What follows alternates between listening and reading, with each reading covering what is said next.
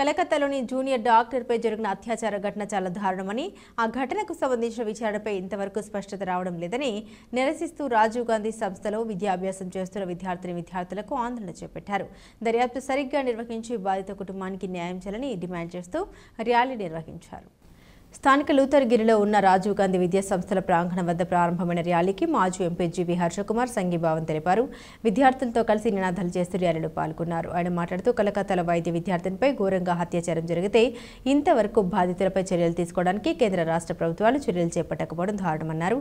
ఇటువంటి ఘటనల్లో నిందితుల్ని కఠినంగా శిక్షించి వెంటనే బాధిత కుటుంబానికి న్యాయం చేయడానికి ప్రయత్నించకపోతే విపరీత పరిణామాలకు ప్రభుత్వాలే బాధ్యత వహించాల్సి వస్తుందని హెచ్చరించారు. ఈ ఘటనపై సమగ్ర విచారణ జరిపి వాస్తవాలను ప్రజల ముందుంచాలని డిమాండ్ చేశారు. న్యాయం ఆలస్యం కావడం వల్ల వ్యవస్థపై ప్రజలకు నమ్మకం పోయే ప్రమాదం కూడా ఉందని వ్యాఖ్యానించారు. ఆమెకు న్యాయం జరిగే వరకు తమ పోరాటం కొనసాగుతుందని స్పష్టం చేశారు.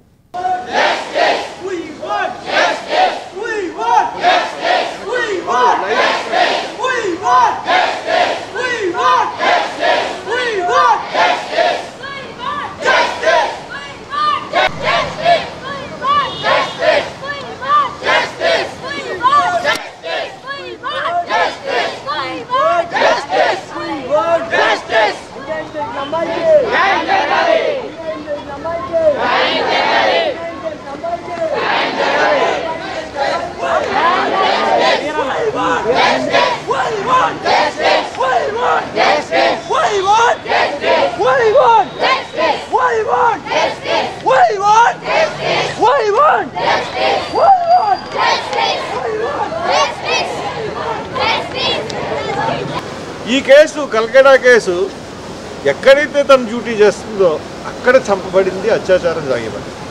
It's a very particular case.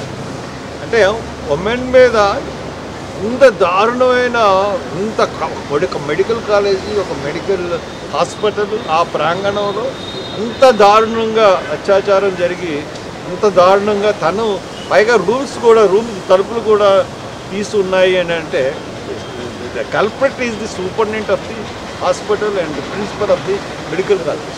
So that definitely వాళ్ళని ఈ కేసులోంచి వాళ్ళకి పాలిగ్రాఫ్ లై డిటెక్టర్ కాదు, డెఫినెట్గా ఇంకా దానికి మించిన టెస్టులు ఉన్నాయి. అవి చేసి ముద్దాయిని వెంటనే కనిపెట్టి వెంటనే వితిన్ 3 weeks ఆఫ్ టైమ్ ముద్దాయిలకి శిక్ష పడేటట్టుగా చేస్తేనే ఈడు జరుగుతున్న దానికి న్యాయం జరుగుతుంది. పైగా నిన్న కలకట్టాలో విద్యార్థుల మీద జరిగిన అమానుష లాఠీ చార్జీని కూడా మేము ఖండిస్తున్నాం. అందుకని కలకట్టా విద్యార్థులకి సంఘీభావంగా ఈవేళ రాజీవ్ గాంధీ కాలేజెస్ ఈ ర్యాలీ చేస్తున్నాయి.